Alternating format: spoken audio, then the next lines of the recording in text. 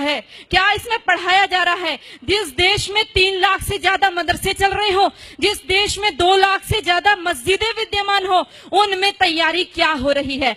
दिन रात बोल रहे ला इलाहा इल्लल्लाह, 5 बार बोलते हैं, 5 बार नमाज पढ़ी जाती है और शुरुआत इसी से करते हैं कि कोई नहीं है, ला माने नहीं है कोई भी अल्लाह के जैसा, और मोहम्मदुर रसूलुल्लाह अर्थात मोहम्मद ही उस अल्लाह का रसूल है। इन 2 के अलावा और किसी को हम पूजेंगे नहीं, मानेंगे नहीं। अब ये बता दो, जिस व्यक्ति को 5 बार लगातार यही बताया जा रहा हो, दिन में 5 बार जब बताया जाता हो, तो उसकी मेंटलिटी क्या बनेगी? वो सीधे आपके ऊपर तलवार लेकर के खड़ा होगा। और ये केवल, ये तो अजान है, नमाज अलग होती है, ये अजान है। आओ आओ, अपनी नींद को छोड़ करके आओ, बैठो यहाँ। उसके बाद एक मौलवी बोलता है, एक मौलवी के इशारे पर सब झुकते हैं, खड़े होते हैं। उसके बाद वो वहां पर आयतों का पाठ होता है, और आयतें हम क्या समझते हैं, जैसे हम मंदिर में घंटा बजाए आते हैं, वैसे उनकी नमाजें चल रही हैं। बिल्कुल गलत सोच है। वो नमाज इसीलिए पढ़ रहा है कि हमारा विनाश करना है। अगर हमारा विनाश करने के लिए कोई व्यक्ति दिन में 5 बार तैयारी करता हो, और हर पड़ोसी तैयारी कर रहा हो 5 बार, और हमारी नींद ना खुले, तो याद रखो कि हमने अपना रिमोट कंट्रोल उनके हाथों में दे दिया है। उनको प्रॉब्लम हमारी गाय से नहीं है, उनको प्रॉब्लम हमारी माताओं बहनों से भी नहीं है, उनको प्रॉब्लम है केवल हमारे अस्तित्व से। जब तक एक भी हिंदू बचा हुआ है, तब तक उनको प्रॉब्लम है। उनको तब तक लगातार जिहाद करने के लिए कहा गया है, और लगातार हमारी माताओं बहनों के साथ अत्याचार दुराचार करने के लिए कहा गया है। कोई पढ़ करके तो देखे उनके, वो रोजा किस लिए रखते हैं? कोई पढ़े रोजा किस लिए रखा जाता है? रोजा कोई नवरात्रों जैसा व्रत नहीं है, कोई नवरात्रों जैसा व्रत नहीं। आज हम रोजे को नवरात्रे के साथ जोड़ रहे हैं। हम नवरात्रों में अपनी माँ दुर्गा की कल्पना करते हैं, उसको जीवन में उतारने की कोशिश करते हैं। जितनी मोहम्मद ने लड़ाई लड़ी थी, सारी रोजे के टाइम में लड़ी थी, और सारी की सारी तैयारी करने के रोजा इसलिए रखा जाता है कि आप लड़ाई लड़ोगे, जंग लड़ोगे, तो भूखा रहना पड़ेगा। अब उस भूख प्यास को आप कैसे सहन करोगे? आप रोजे का असली शब्द ढूंढ करके लाइए। उनके अरबी कोश में सोम शब्द है, जिसका अर्थ है घोड़ों को भी हफाना, अर्थात घोड़े भी तैयार करना और खुद अपने शरीर को मजबूत करना। अगर उस रोजे की इफ्तार पार्टी में सारे के सारे हिंदू जाकर के बैठते हैं, आश्चर्य होता है जब लखनऊ के मंदिर के मठाधीश भी जाकर के रोजे की इफ्तार पार्टी मंदिर के अंदर कराते हैं, और हम सब लोग केवल फेसबुक पे 1-2 गुस्सा निकाल करके रह जाते हैं। मैं आप सबसे विनती करना चाहती हूँ, याद रखो इनके 5 स्तंभ, जिसमें कहा तौहीद, एक ही ईश्वर है, एक अल्लाह है, उसके अलावा हम किसी को मानते ही नहीं है। हम कहते हैं सर्वधर्म संभाव। अरे लानत है हमारे ऊपर, 1400 साल से जिन लोगों ने केवल कत्लेआम मचाया हो, आज भी हम उनको धार्मिक कह रहे हैं। वो अल्लाह के अलावा और किसी को स्वीकार नहीं करेंगे। वो हर स्तर पर करेंगे, वो दाढ़ी रख करके भी करेंगे, वो पैंट शर्ट पहन के करेंगे, वो अरबी बोल करके करेंगे, वो हिंदी बोलेंगे, वो इंग्लिश बोलेंगे। लक्ष्य केवल एक उनका स्पष्ट है, वो है जब तक एक भी काफिर जिंदा है, अल्लाह का काम रुकेगा नहीं। और जो लोग कहते हैं, जिन्होंने बोला रघुपति राघव राजा राम, पतित पावन सीताराम, और अगली पंक्ति जोड़ दी ईश्वर अल्लाह तेरो नाम, लानत है हमारे ऊपर। हमने कभी पढ़ करके नहीं देखा अल्लाह कहते किसको है। हमने ईश्वर के बराबर अल्लाह को रख दिया। अरे हमारा ईश्वर दयालु है, कृपा करता है, परंतु अल्लाह का आदेश है। कहाँ पढ़ोगे?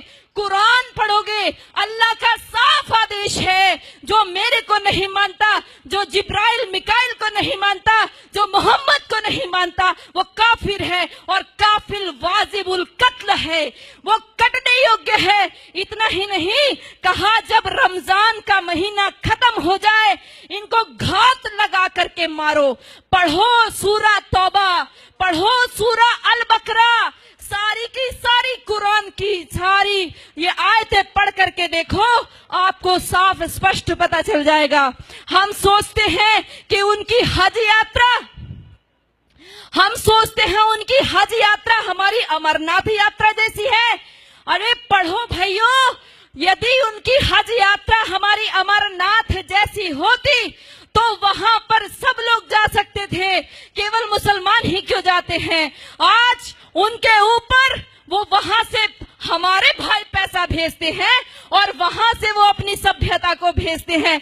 उनको कोई एम्बेसी में राजदूत भेजने की आवश्यकता नहीं है कि भारत में आप हमारे अरबी कल्चर का प्रचार कीजिए। ये सारे बढ़ाए हुए दाढ़ी, ये सारे ऊंचा पजामा और नीचा कुर्ता पहन करके सारे वहां से सीख करके आते हैं और अपने आप यहाँ पर आकर के सिखाते हैं।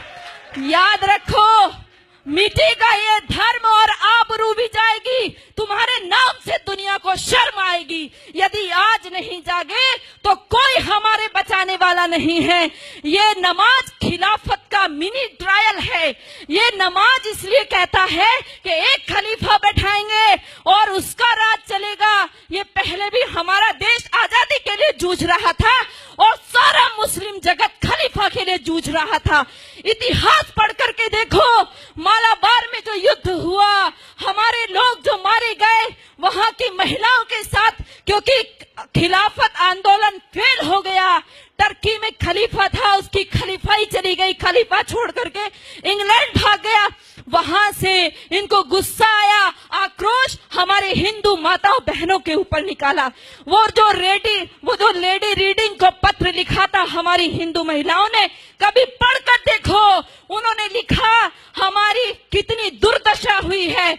हमारे सामने हमारे बच्चों को, दूध मुहे बच्चों को भाले की नोक पर उछाल करके ऊपर टांग दिया गया।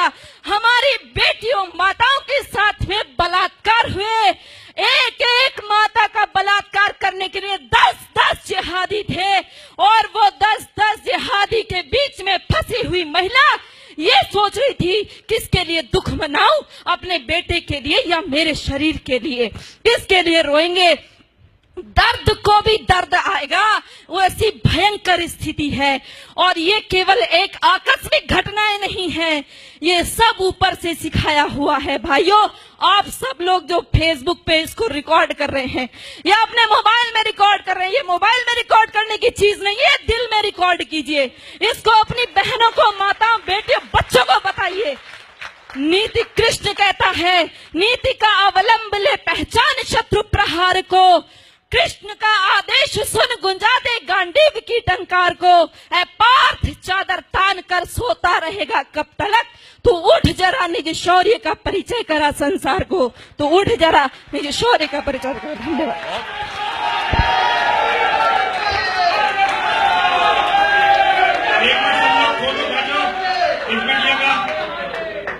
बेटा, ये हमारी माला जो है ये पूरी सोने की नहीं है।